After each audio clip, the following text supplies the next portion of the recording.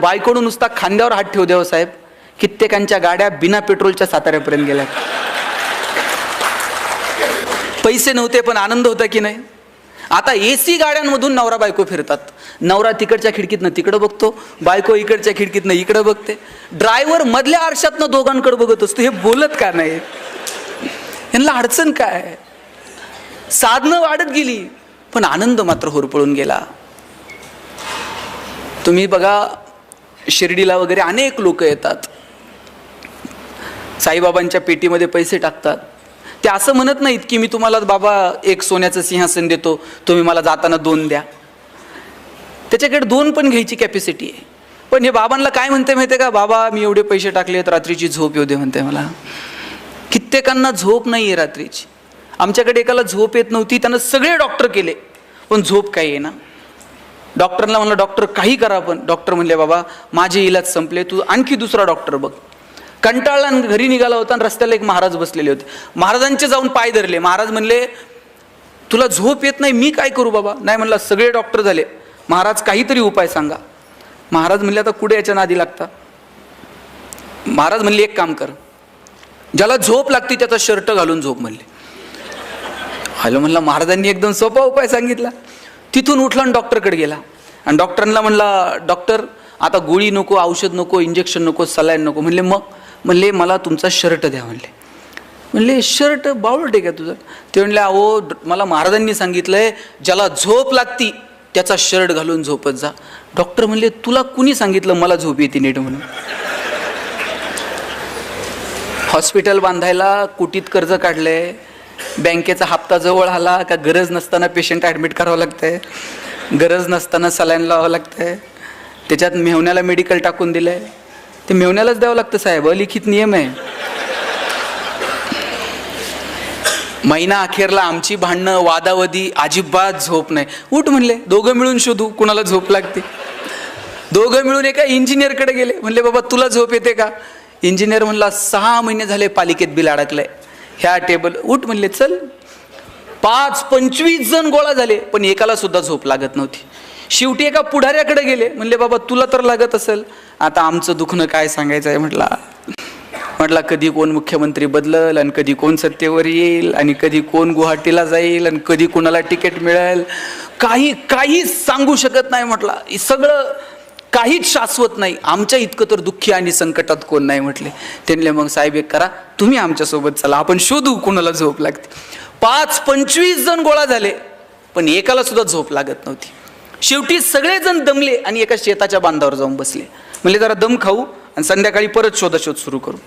एक शेतकरी नांगरत होता, धोतर गुंडाळलेलं, अंगात शर्ट नाही, घामाघूम झालेला. नांगरून झालं, बैला आंब्याला नेऊन बांधली, पळत पळत गेला, विहिरीत उडी मारली, बाहेर आला, अंग पुसलं, बायकोनं दिलेलं गाठोडं सोडलं, 2 भाकरी दुधात चुरून खाल्ल्या, पायातली चप्पल उशाला घेतली आणि 1 मिनिटात घोरायला लागला. हे 25 जण म्हणले सापडला की ज्याला झोप लागते म्हणून. यांनी असा गदा गदा हलून उठवला. म्हणले अशीच झोप लागती? शेतकरी म्हणला आजच शेड्यूल आहे म्हणला आपला. संध्याकाळी म्हणला सूर्य उतरायला खाली उशीर, वजभर गवत कापलं, घेऊन गेले, जनावराला खाऊ घातलं, सगळं म्हणला एकदम ओके. तुम्ही ते ओके तिकडे नेऊ नका. हे 25 जण म्हणले आमच्यावर एक उपकार करशील? म्हणले काय? म्हणले आम्हाला 25 जणांना तुझा एक शर्ट देशील का?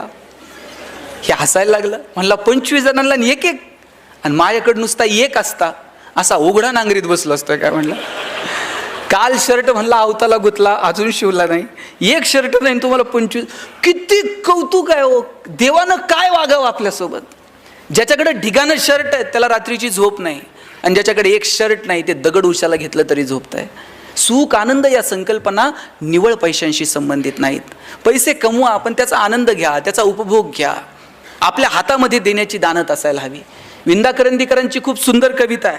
देणाऱ्यानं देत जावं, घेणाऱ्यानं घेत जावं आणि घेता घेता एक दिवस देणाऱ्याचे हात घ्यावेत, म्हणजे असे कोपरापासून तोडून नाही घ्यायचे, तर त्याच्यामध्ये जी देण्याची दानत आहे ती थोडी तरी आमच्यामध्ये यावी. हिरव्या पिवळ्या डोंगरांकडून हिरवी पिवळी शाल घ्यावी, सह्याद्रीच्या कड्याकडून छातीसाठी ढाल घ्यावी, वेड्यापिच्या ढगांकडून वेडेपिसे आकार घ्यावेत, मातीमधल्या प्रश्नासाठी पृथ्वीकडून हुंकार घ्यावेत, उसळलेल्या दर्याकडून पिसळलेली आयाळ घ्यावी आणि शांत वाहणाऱ्या भीमेकडून तुकोबाची माळ घ्यावी. देणाऱ्यानं देत जावं, घेणाऱ्यानं घेत जावं आणि घेता घेता एक दिवस देणाऱ्याचे हात घ्यावेत. माझा दावा आहे, तुम्ही जेवढं समाजाला द्याल त्याच्या हजारो लाखो पटीनं हा निसर्ग तुम्हाला परत करत असतो. पण ती देण्याची दानत तुमच्यामध्ये असली पाहिजे. निसर्ग इतका समृद्ध, एक दाना पेरला तर त्याचे 1000 दाणे उगवतात. तुमचं उसनं ठेवायला निसर्ग इतका वेडा नाहीये. तुम्ही जेवढं द्याल समाजाला त्याच्या हजारो लाखो पटीनं हा निसर्ग तुम्हाला परत करतो. मी म्हणत नाही तुमच्याकडे आहे ते सगळं समाजाला वाटून टाका, पण ज्यांची बाग फुलून आली त्यांनी 2 फुलं द्यावीत, ज्यांचे सूर जुळून आले त्यांनी 2 गाणी गावीत, ज्यांच्या दारात आभाळ भरून आलं त्यांनी ओंजळभर पाणी द्यावं, आणि ज्यांची उंची आभाळाला टेकली त्यांनी अशाच मानावर करून बघू नये, थोडंसं खाली झुकावं. आणि जी माणसं मातीत मिसळतात त्या मातीत मिसळणाऱ्या माणसांना थोडंसं वरती उचलून घेता येईल का? मला वाटतं याच्यासाठी काम करावं. बाबा आमटे नगरपालिकेतनं असे बाहेर पडले. एक कुष्ठरोगी पावसात भिजत होता. त्या पावसात भिजणाऱ्या कुष्ठरोग्याला उचलायला गेले आणि उचलता उचलता त्या कुष्ठरोग्याची बोटं तुटून आली बाबांच्या हातात. घरी गेले, बायकोनं जेवायला वाढलं, एक घास सुद्धा बाबांनी गिळला नाही. लहान मुलासारखं बाबा रडायला लागले आणि बायकोनं विचारलं, रडता का? एक कुष्ठरोगी बघितला, त्याचं दुःख बघून डोळ्यात पाणी आलं. माई म्हटल्या, मग तुम्ही रडून त्याचं दुःख कमी होणार आहे का? चला दोघं जाऊ आणि त्याला घेऊन येऊ. दोघं नवरा बायको गेले, त्याला घेऊन आले आणि पाहता पाहता काट्याच्या वनात सुद्धा सुंदर आनंदोन उभं राहिलं. पण समाजाकडे पाहण्याची जी दृष्टी आहे ना, ती दृष्टी आपल्याकडे अपेक्षित आहे. हो, ती दृष्टी कशातनं मिळते? कुठलाही महागडा गॉगल लावून ती दृष्टी नाही मिळत, ती अंतर्मनातून प्रकट व्हावी लागते. ज्यावेळेस अर्जुनानं आग्रह केला कृष्णाला की विश्वरूप दाखव, त्यावेळेस कृष्ण तयार झाला हसत हसत की अर्जुना मी तुला विश्वरूप दाखवेल. अर्जुनालाही प्रश्न पडला की अरे राधा याच्या एवढी जवळची आहे, राधेला यानं विश्वरूप दाखवलं नाही. याच्या जवळच्या अनेक सवंगडी आहेत, अनेक गोप गोपिका आहेत, त्यांना कृष्णानं विश्वरूप दाखवलं नाही. आणि मग विश्वरूप दाखवण्यासाठी अर्जुनाची निवड झाली. याच्यापेक्षा आणखी काय असावं? अर्जुन खुश झाला. ज्ञानोबांनी ज्ञानेश्वरीमध्ये इतकं सुंदर वर्णन केलंय, वासराला जर पाना द्यायला गाय लागली तर मध्ये तिला थांबवता येत नाही तिचा पाना. अगदी तशीच परिस्थिती कृष्णाची आणि अर्जुनाची झालेली असावी. कृष्ण अर्जुनाला इतकं भरभरून ज्ञान देत होता आणि त्यात अर्जुनानं विचारलं आता विश्वरूप दाखव. कृष्णाला थांबता आलं नाही आणि कृष्ण म्हटला, अर्जुना बघ हे विश्वरूप. आणि विश्वरूप तुला दिसतंय का? असं ज्या वेळेस कृष्णानं अर्जुनाला विचारलं त्यावेळेस कृष्ण म्हटला, देवा तू विश्वरूप दाखवायचा प्रयत्न केला, पण ते पाहावं ती दृष्टी मला दिलेली नाही. कृष्ण म्हटला, अरे तुला सांगण्याच्या ओघात मी इतका भारावून गेलो की तुला ती दृष्टीच द्यायची विसरलो. कृष्णानं अर्जुनाला ती दृष्टी देऊ केली आणि मग त्याला विश्वरूप पाहायला मिळालं. भगवंतानं माणूस म्हणून जन्माला घातलं, देण्यासाठी 2 हात दिले, पण त्याच्यासाठी लागणारी दृष्टी ही आपल्याला कमवावी लागेल. ती अंतर्मनातून, ती संस्कारातून येणाऱ्या पिढीला द्यावी लागेल. ती देण्याची जबाबदारी आईबाप म्हणून, ती देण्याची जबाबदारी समाजातला एक घटक म्हणून आपल्याला स्वीकारावी लागेल.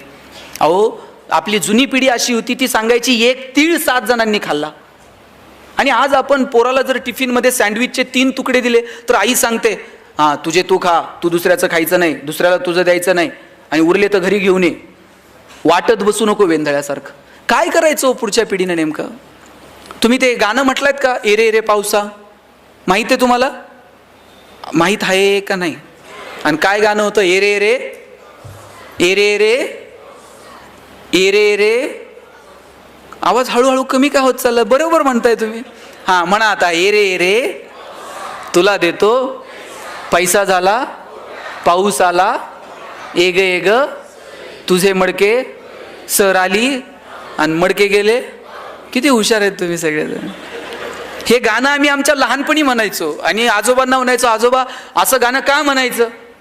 आजोबा सांगायचे कृषीप्रधान देश आहे, पाऊस आला पाहिजे, म्हणा एरे एरे पावसा. आजोबा सांगायचे एरे एरे पावसा म्हणा. आणि आज इंग्रजी शाळेत गेलात तर पहिल्याच वर्गात बाई सांगतात रेन रेन. पोरांनी नेमकं करायचं काय? आई वॉटर बॅग भरून देते आणि सांगते तुझं पाणी तू पे, तुझं दुसऱ्याला देऊ नको, दुसऱ्याचं तू पिऊ नको. आणि वर्गात गेल्यानंतर गुरुजी सांगतात एकनाथ महाराजांनी काशीहून आणलेलं पाणी गाढवाला पाजलं. पोरांनी नेमकं करायचं काय? अहो आम्ही जेवायला जर बसलो तर आमचे आजोबा सांगायचे ताटाच्या भोवती पाणी फिरवा. आम्ही म्हणायचो ताटाच्या भोवती का पाणी फिरवायचं, का ताटातले अन्नपदार्थ बदलतात, बाजरीच्या भाकरीची पुरणपोळी होते. आजोबा सांगायचे अन्नपदार्थ बदलत नाहीत, पण ताटातल्या पदार्थाचा प्रसाद होऊन जातो. प्रसाद कधी फेकून द्यायचा नसतो. आभार माना, कृतज्ञता बाळगा, कुणाचे तरी आभार माना. म्हटलं कुणाचे आभार मानायचे जेवताना? आजोबा सांगायचे जेवताना आभार मानायचे ज्यानं पिकवलं त्या शेतकऱ्याचे, जिनं शिजवलं त्या आईचे. आणि पुढे जाऊन सांगायचे ज्यानं भूक दिली त्या भगवंताचे सुद्धा आभार माना. कित्येकांकडे फार सोन्याचं ताट आहे हो, पण भूक लागत नाही, करायचं काय? कितीतरी जण आहेत की ज्यांना अन्नाचा कण मिळत नाही म्हणून कोसो किलोमीटर दूर जावं लागतं, आणि कितीतरी जण असे आहेत की खाऊन पचत नाही म्हणून कोसो किलोमीटर चालावं लागतं. किती परिस्थिती भयानक आहे. या परिस्थितीचं भान ठेवून येणाऱ्या पिढीला काय द्यायचं मला वाटतं हे ठरवावं लागेल. आपल्यामध्ये देण्याची दानत असायला हवी. तुम्हाला एक छोटं उदाहरण सांगतो, कळणाऱ्यांना कळेल. आमच्याकडे एक जण आहे, आम्ही त्याच्याकडे गेलो आणि म्हटलं साहेब शाळा बांधायची, शाळेला जरा वर्गणी द्या. गावातली 10-5 पोरं माझ्यासोबत होती, म्हणली शाळेला वर्गणी द्या. वर्गणी द्या म्हटल्याबरोबर ते म्हटलं वर्गणी म्हणजे देणगी. म्हटला मी बायको आजारी पडली तर कधी लवकर दवाखान्यात नेलं नाही, पोराची कधी नीट फी भरली नाही, आणि गावातली शाळा आणि तिला वर्गणी आणि तिला पैसे, येडाबिडा आहे काय म्हटलं. आम्ही सगळे नाराज होऊन निघालो. तेव्हाच त्या माणसानं हाका मारली, म्हटली पोरांनो एक काम करा, तुम्हाला मी शाळेला पैसे देईन पण माझी एक अट आहे. म्हणले काय? नीट लक्ष देऊन ऐका. अट काय? म्हटलं माझे 2 डोळे आहेत, यातला एक खोटा आहे आणि एक खरा आहे. म्हणले यातला खोटा डोळा कोणता हे जर तुम्ही पोरांनो ओळखलं तर म्हणले मी तुम्हाला मागेल तेवढे पैसे देईन. अमेरिकेहून डोळा बसून आणलाय म्हटला, कुणाला सहजासहजी ओळखूच येऊ शकत नाही. त्यानं सांगितलं 2 डोळे आहेत, यातला खोटा कोणता? पहिलीतलं पोरग होतं. ते म्हणलं काका डावा डोळा खोटा आहे म्हणला तुमचा. ह्याला आश्चर्य वाटलं, कुणालाच ओळखता येत नाही, पहिलीतल्या पोरानं ओळखलं डावा डोळा खोटा. त्या माणसानं विचारलं बाबा तू कसं ओळखलं की माझा डावा डोळा खोटा आहे? पोरग म्हटलं काका तुमच्या डाव्या डोळ्यात आम्हाला थोडीशी करुणा दिसली, थोडंसं प्रेम दिसलं, थोडीशी सहानुभूती दिसली, आणि म्हटलं हाच खोटा असला पाहिजे. तुमच्या वागण्यावरनं तर वाटत नाही खऱ्या डोळ्यात ती शिल्लक आहे. काय जगतो आपण? 1 रुपयाचं नाणं वर जाणार नाही, आपण कशासाठी भांडतो? भगवान श्रीकृष्ण करंगळीवरती पर्वत उचलतो आणि बासरी मात्र 2 हातांनी घट्ट पकडतो. आता ज्याला करंगळीवरती पर्वत उचलता येतो ते बासरी तर अशी गरगरा फिरवली असती की नाही, मग ते 2 बोटांनी अशी घट्ट बासरी का पकडतो? कारण कृष्णाला ठाऊक आहे पराक्रम हा रणांगणात गाजवायचा असतो आणि नात्यांमध्ये प्रेम जपायचं असतं. आपण उलट करतो, नात्यांमध्ये पराक्रम गाजवतो आणि रणांगणात शस्त्र खाली ठेवतो. नात्यांमध्ये काय पराक्रम गाजवायचा आहे हो? 10 वर्ष झालंय भावाचं तोंड बघितलं नाही, काय पराक्रम आहे? एकाच आईच्या पोटी जन्माला आलेले 2 भाऊ ज्या बांधावर काहीच पिकत नाही त्याच्यासाठी भांडत बसतात. दोघांच्या भांडणात वकील 2 एकर विकत घेते हो. कसला पराक्रम आहे? 10 वर्ष झालंय बहिणीचं तोंड बघितलं नाही, बहिणीच्या दारात गेलं, ती गेल्यानंतर तुम्ही साडीन चोळी घेऊन जाल, तिला कळतंय का भाऊ आलाय आणि आता रडतोय? नात्यांमध्ये पराक्रम नसतो गाजवायचा, नात्यांमध्ये प्रेम द्यायचं असतं आणि रणांगण गाजवायला पराक्रम रणांगणात गाजवायचं असतो. आपण उलट करायला लागलो, नात्यांमधली मजा हरवून गेली आणि आपण इकडे तिकडे साधनांमध्ये मजा शोधायला लागलो. माझं सांगणं आहे, मी जास्त वेळ आपला घेत नाही, पण एक सांगतो की आयुष्य खूप सुंदर आहे. छोट्या छोट्या गोष्टींचा आनंद घ्या. आपल्या प्रत्येकात काहीतरी वेगळेपण आहे, ते वेगळेपण आपल्याला ओळखता आलं पाहिजे. छोट्या छोट्या मगाशी कुणीतरी सांगितलं की संकटांना घाबरू नका. काय घाबरायचं संकटांना? संकटांच्या समोर असं छाती काढून उभं राहता आलं पाहिजे शिवाजी महाराजांसारखं. कुणाच्या बापाला आपण कधी घाबरू नये. घाबरायचंय ना आपल्याला, आपण आपल्या कर्माला घाबरावं. इतर कुणाला घाबरण्याची काय गरज आहे?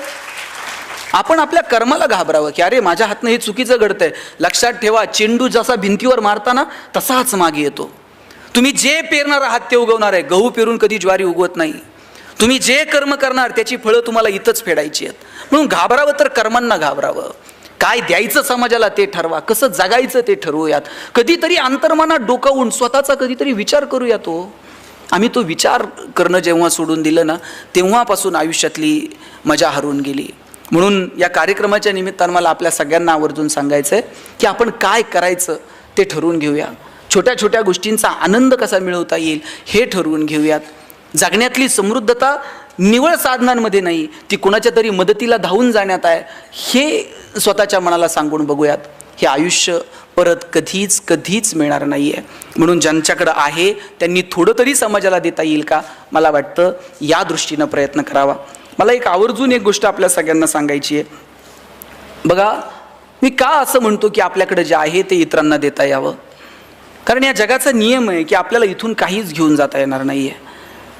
मी माझ्या वडिलांना विचारलं होतं की जगणं कशानं सुंदर होईल. वडील म्हटले होते, तू यादी कर की आत्तापर्यंत तुला किती लोकांनी मदत केली. मी ती यादी करायला घेतली. मला गावात ह्या माणसानं मदत केली, शाळेत ह्या माणसानं मदत केली, कॉलेजमध्ये या माणसानं मदत केली.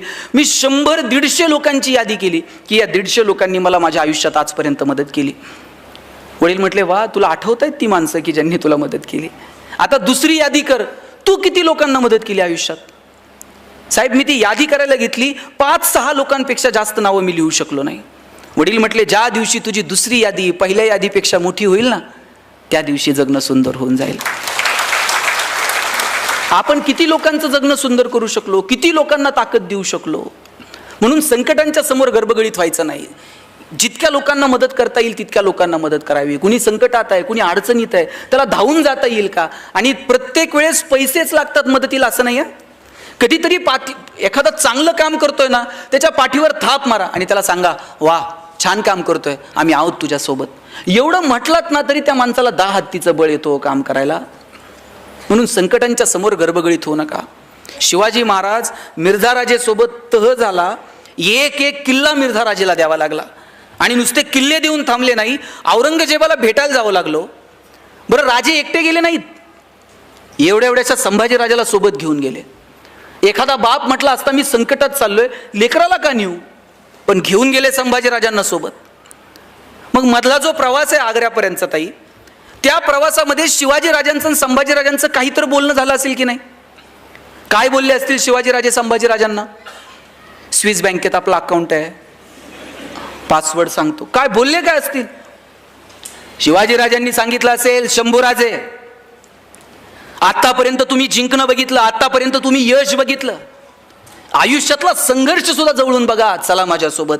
घेऊन गेले. तिथं गेल्यानंतर औरंगजेबाने एक हत्ती भेट म्हणून दिला संभाजी राजांना. आणि थोडीशी गंमत करावी म्हणून दिलेर खान म्हटला, शंभूराजे, आप इतने छोटे हो और हाथी इतना बड़ा है, इस हाथी को आप महाराष्ट्र में कैसे ले जाओगे. एवढासा संभाजी राजा दिलेर खानाच्या डोळ्यात डोळे घालून सांगतो, ये तो जानवर है, बैठ कर जाएंगे, नहीं आया तो खींच कर ले जाएंगे, लेकिन हमारे आबा साहब ने जो आपको किले दिए हैं वो तो अभी महाराष्ट्र में है, उन्हें आप आगरा कैसे ले आओगे. एवढासा संभाजी राजा पण माहित होता, आत्ता तहात दिलेत आणि मग घेऊ की परत एक एक, त्यात काय असतंय. दत्ताजी शिंदेच्या मानेवर तलवार ठेवली होती आणि विचारलं, क्यों पटेल और लढोगे. आणि त्याही अवस्थेत दत्ताजी शिंदे म्हटला, क्यों नाही, बचेंगे तो और भी लढेंगे. संकटाच्या समोर असं उभं राहायचं ना, संकटाला वाटलं पाहिजे कुडून याच्या नादाला लागलो. आणि प्रत्येक वेळेस संकटाशी 2 हात केलेत पाहिजे असं नाही. डोंगर पोखरत बसू नका हो, कधी कधी डोंगराला वळसा घालून निघून जा.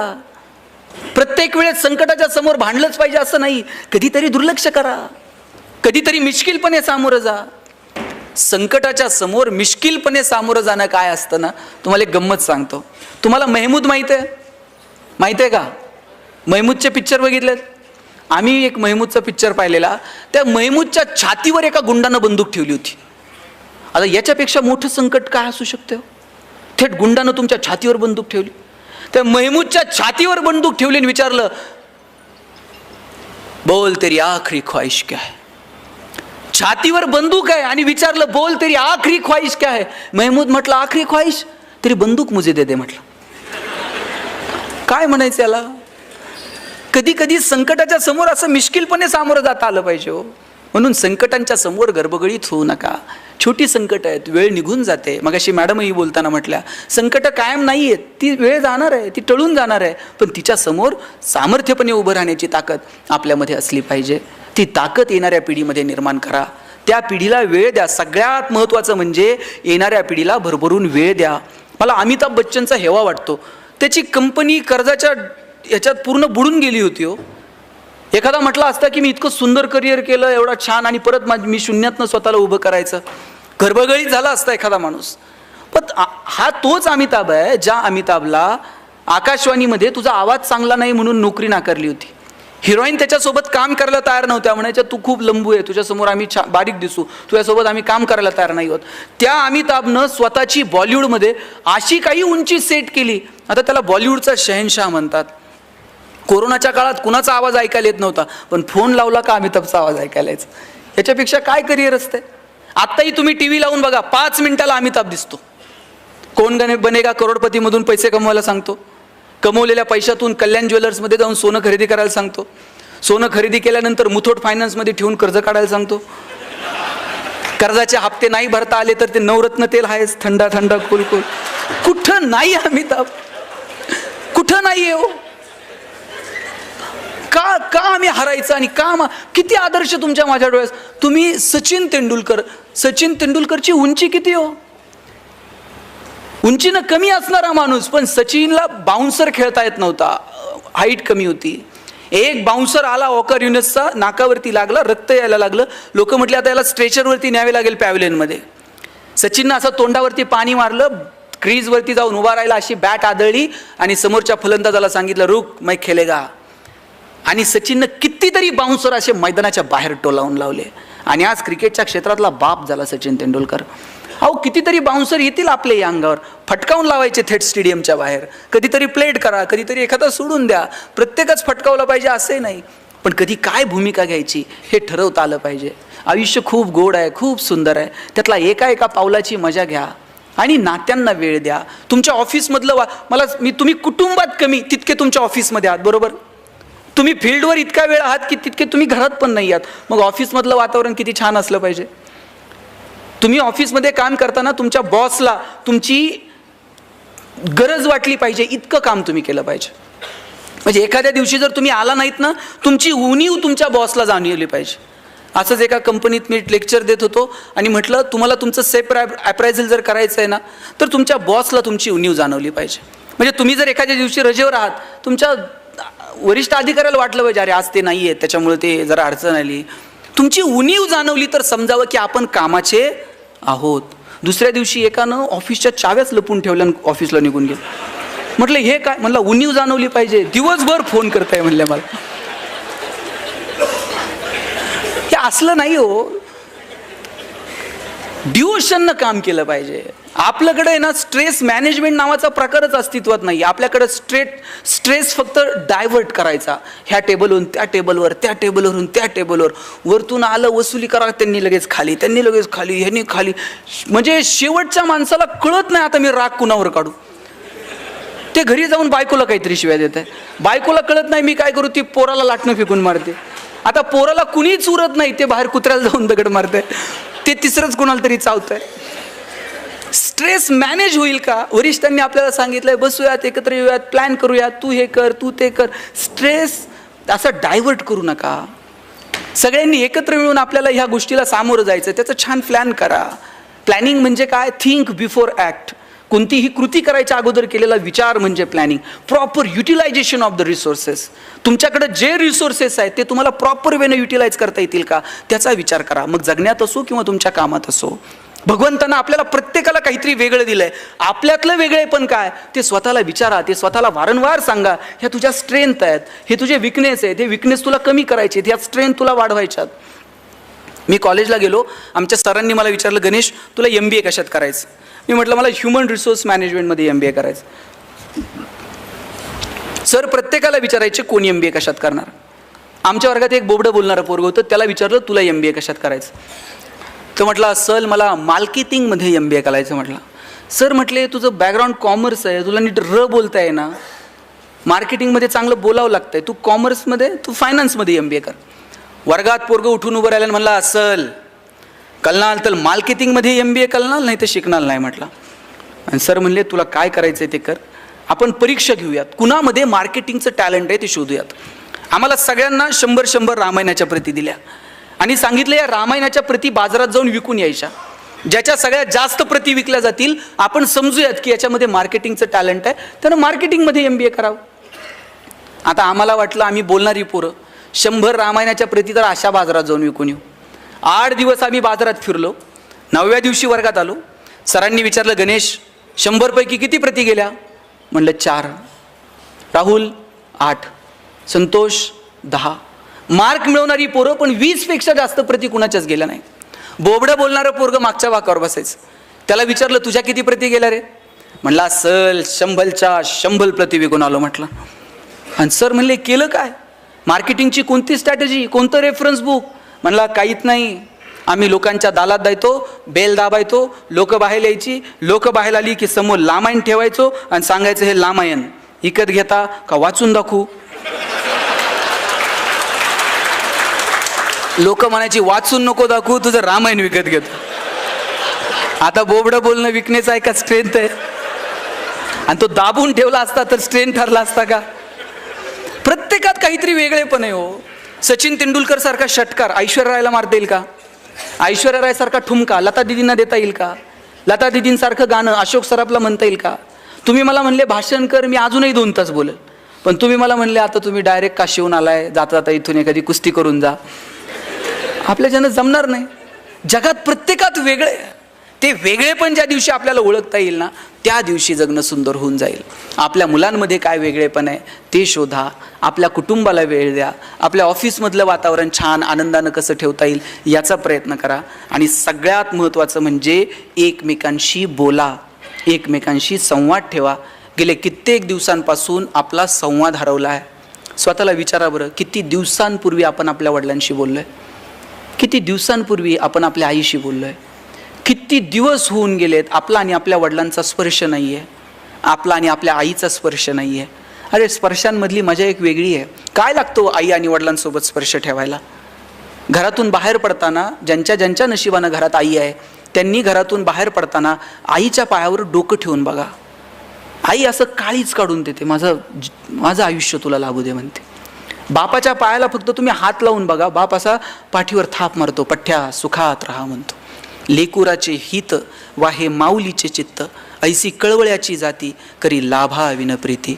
लाभा विना प्रेम करणारं जर जगात कोण असेल ना, तर फक्त आणि फक्त तुमची आई आहे. मला सांगा पोरींनो, तुम्ही माहेरी गेलात, माहेर कुठपर्यंत? जोपर्यंत माहेरात आई आहे तोपर्यंत. बरं, तुम्ही माहेरावरून सासरी येताना आईनं तुमची पिशवी कधी रिकामी पाठवली का? 4 वांगे घालून देईल, 4 शेंगा घालून देईल.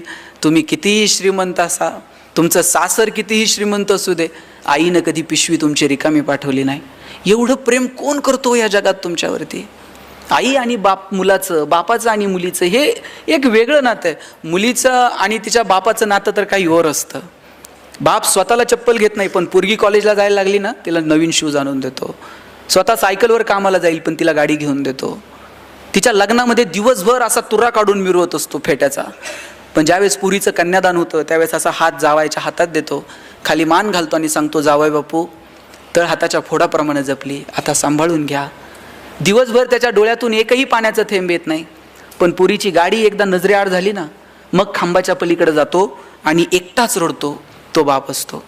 मला वाटतं ज्या वेळेस तुमचे वडील, बघा तुमचे वडील आता रिटायर झालेत, ते तुम्हाला फोन करतात, आठवड्यातनं कधीतरी फोन करतात. तुम्ही गडबडीत आहात हे जर वडिलांच्या लक्षात आलं ना, वडील पटकन म्हणतात, हां बाई सहज केलता, ठेवतो फोन, करेल नंतर. त्यांना कळतं की मुली आता त्यांच्या संसारात आहेत, मुलं त्यांच्या संसारात आहेत. पण अशा वेळेस आवर्जून परत कॉल करा. एक वाक्य आईबापाचं काळीच पिळवटून टाकणार असतं पोरांचा फोन ठेवताना. आई म्हणते, बाप म्हणतो, बाबांनो आम्ही आहोत तोपर्यंत येत चला.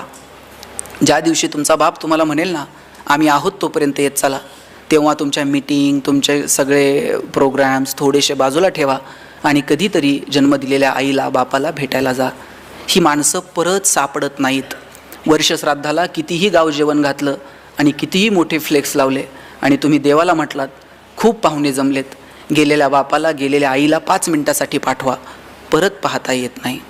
या जगात इकडं तिकडं देव सापडो न सापडो मला माहीत नाही, पण देवानं प्रत्येक घरात आईबाप म्हणून जन्म घेतला आहे. त्याची किंमत तुम्ही कशानंच फेडू शकत नाहीत. म्हणून ज्यांच्या ज्यांच्या नशिबानं आईबाप जिवंत आहेत त्यांना जपा, त्यांच्याशी संवाद ठेवा.